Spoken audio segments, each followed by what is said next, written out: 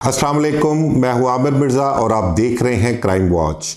दोस्तों, आईजी पंजाब ने गुज़िश्ता रोज़ एक प्रेस कॉन्फ्रेंस की। उसमें उनके हमरा होम सेक्रेटरी भी थे और उनके लेफ़्ट साइड पे जो थे वो सीसीडी के जो हेड हैं सुहेल ज़फ़र चट्ठा साहब, वो भी बैठे हुए थे।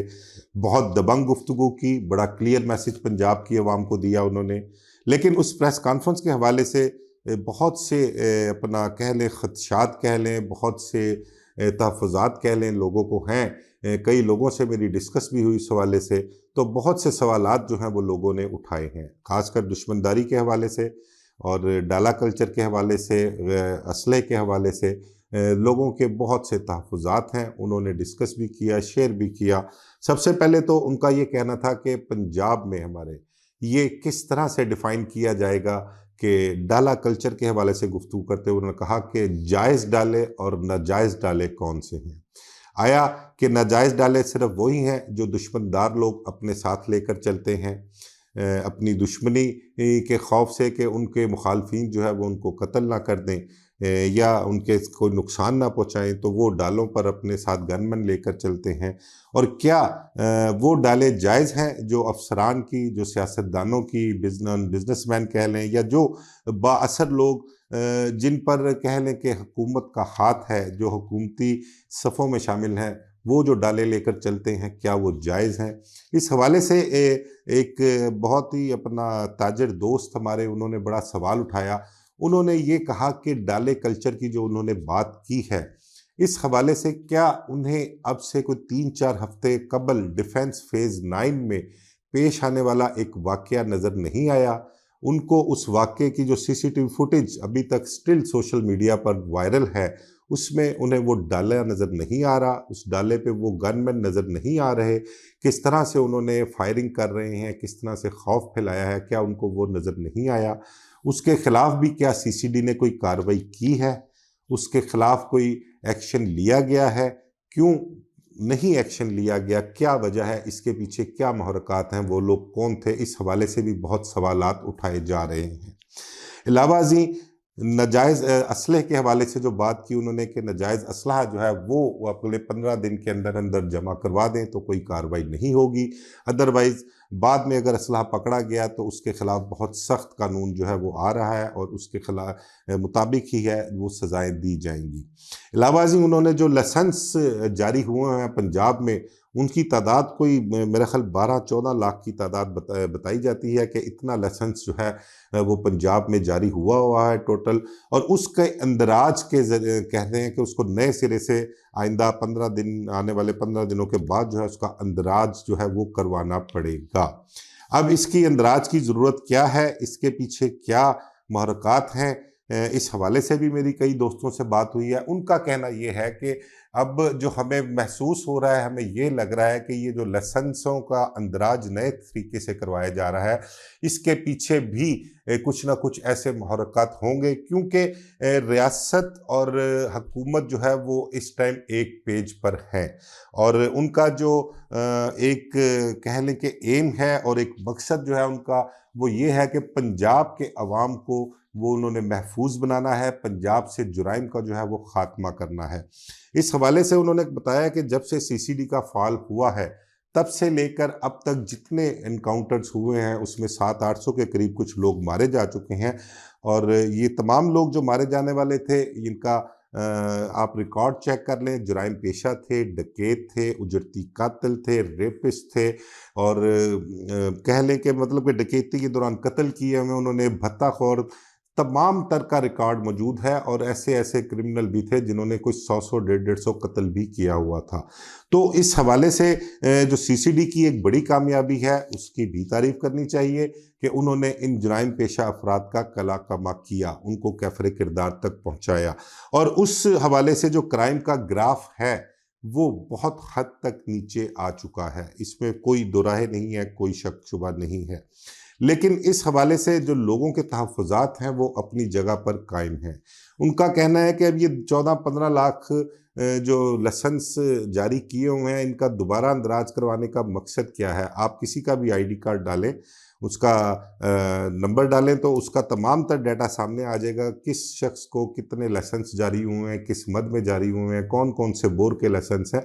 हर चीज़ जो है वो खुलकर सामने आ जाएगी, हर चीज़ आपके सामने होगी। उसमें से आप स्क्रूटनी करना चाहते हैं लाइसेंसों के हवाले से तो आप स्क्रूटनी भी कर सकते हैं, लेकिन इस हवाले से उनका खदशात ये हैं कि अब लाइकिंग और डिसलाइकिंग का जो एक सिलसिला शुरू होगा कि वो दोबारा अंदराज करवाने जाएंगे, उस पर कई एतराज़ात लगाए जाएंगे।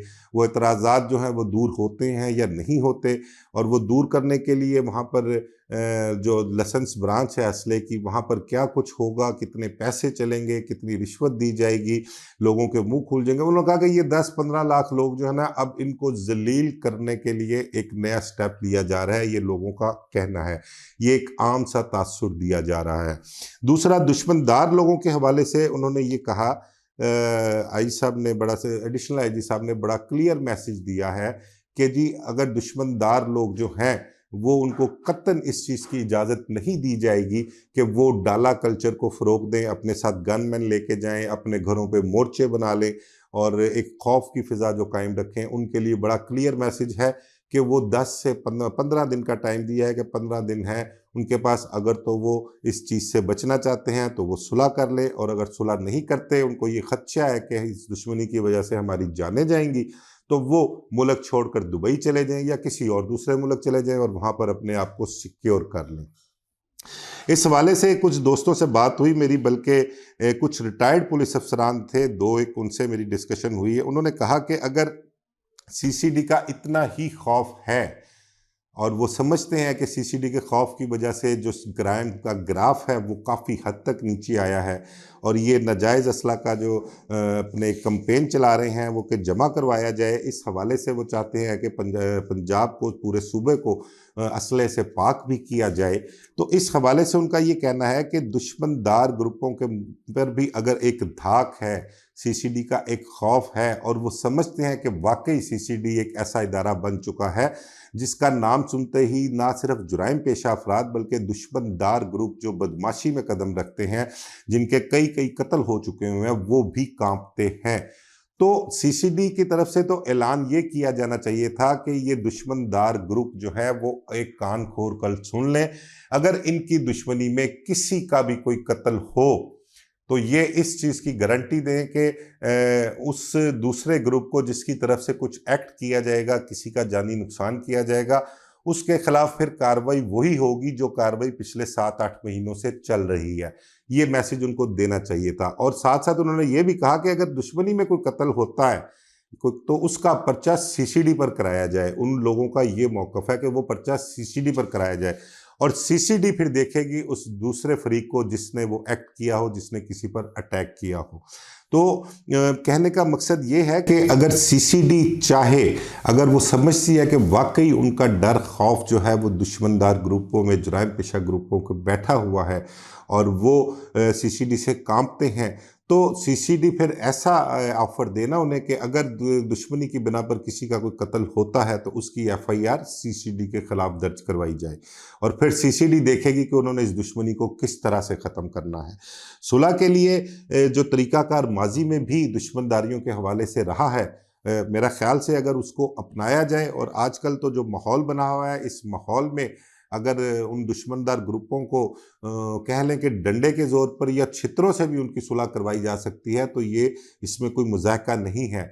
इस टाइम जो एक खौफ की फ़िज़ा बन गई है, ख़ासकर दुश्मनी के हवाले से जो तीफ़ी बट का एक पुलिस मुकाबला हुआ है, वो भी एक दुश्मनदारी थी ना, दुश्मनी थी, और एक दुश्मनदारी के दौरान जो एक कत्ल हुआ था अमीर बलाच का, उसमें वो नामजद मुलज़म था तीफ़ी बट, लेकिन उसको भी पुलिस मुकाबले में मारा गया। उसके बाद एक इंतहाई पूरे पंजाब में खौफ की फ़िज़ा कायम है। तो इस वक्त अगर पुलिस अपना किरदार अदा करे और पुलिस सीरियस हो, ख़ासकर सीसीडी के हवाले से मैं बात कर रहा हूँ कि वो सीरियस हों, तो दोनों ग्रुपों को, जो भी दुश्मनदार ग्रुप हैं, उनको बिठाकर वो सुलह करवाना उनके लिए कोई मसला नहीं है।